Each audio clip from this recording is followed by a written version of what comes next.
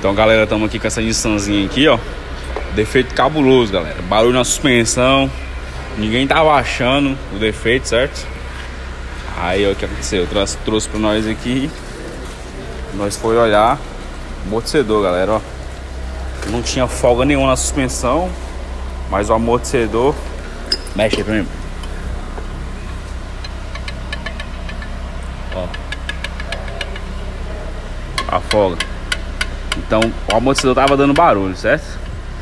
Defeitozinho difícil do cara achar, ó, porque na suspensão mesmo não tinha folga de nada. E ele fica com uma folga na haste aqui, ó, na junção dele aqui, certo? Então, galera, vocês pegam um barulhozinho cabuloso, vocês dão uma conferidinha, né, no amortecedor pra ver se ele não tá com folga na haste, né?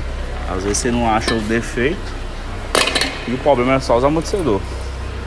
Vai trocar os amortecedores, kit batente. Coloquemos aí um cofapzinho. E é isso aí.